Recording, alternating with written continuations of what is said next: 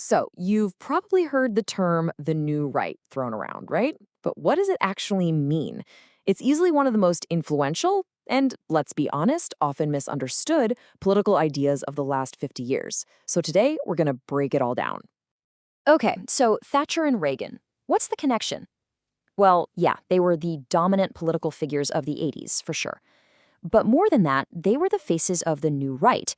They were the ones who pushed this really radical new way of thinking that didn't just change the US and the UK, it pretty much reshaped the entire world. And right away, we run into the central paradox, the thing that makes the new right so hard to pin down. On the one hand, its goal is to shrink the state. Less government meddling in the economy, less spending. But on the other hand, it wants to strengthen the state, calling for more social control, more authority. So, how does that work? How can an ideology want both a smaller state and a bigger state all at once? It sounds like it makes no sense at all, right? Well, that's the thing. This apparent contradiction, it's not a bug, it's a feature. And it's actually the key to understanding the whole thing. All right, so the best way to wrap your head around this is to think of the new right as, well, an unlikely marriage. Seriously, it's a fusion of two very different, you could even say opposing schools of thought. And somehow they're brought together to create one really powerful political force. So who are the two partners in this strange marriage? Well, here they are. Neoliberalism and neoconservatism. You can see the split right here. Neoliberalism, that's all about economics, the free market, and individual liberty. Neoconservatism, on the other hand, is focused on social order, tradition, and authority. Pretty different, right? Almost opposites in what they care about. Okay, let's break this down. We'll start with the first partner, what you could call the economic engine of the new right, and that's neoliberalism. This is the half of the equation that's all about shrinking the state. So what is neoliberalism? Well, in a nutshell, it's basically a revival of old-school classical liberal economics. Think Adam Smith and that whole crew. The core idea is simple. The free market, left to its own devices, is the absolute best way to create wealth and protect individual freedom. Government just gets in the way. And that core belief led to some very specific policies. First up, laissez-faire economics, basically a hands-off approach. This meant things like cutting government spending and really focusing on controlling inflation by managing the money supply. That's a policy called monetarism. They also wanted to dismantle the welfare state, arguing it created a dependency culture. The whole point was to just unleash the free market by deregulating industries and selling off state-owned companies. Okay, so that's the economic engine. But what about the other partner in this marriage? That's where neoconservatism comes in. If neoliberalism is the engine, neoconservatism is the social compass. And this is the part that calls for a stronger state. Yeah, this side of the ideology is all about restoring what they saw as lost traditional values. The core belief here is that you need a strong state, a powerful government, to maintain order, enforce discipline, and just generally uphold authority. So what was the problem they were trying to solve?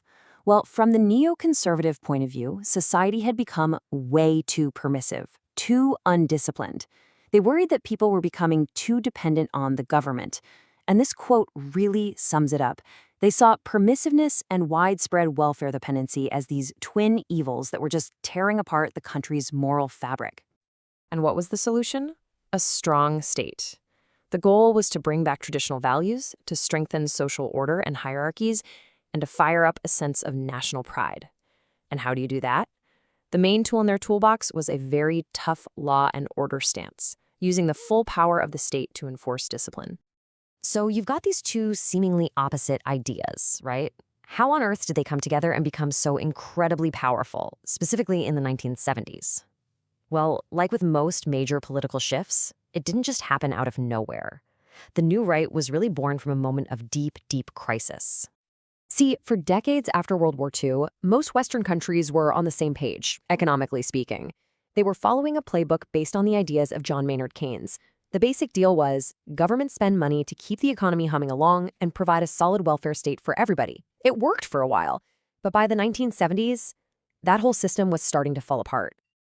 And you can really see that breakdown play out here. The post-war long boom, it came to an end. Then a global recession hits. And then the real kicker, stagflation. This was a total economic nightmare. You had high inflation, so prices are going up, and high unemployment at the same time. The old economic theory said that wasn't even supposed to be possible. This chaos created a huge opening for brand new radical ideas, and that led directly to the election of Margaret Thatcher and Ronald Reagan.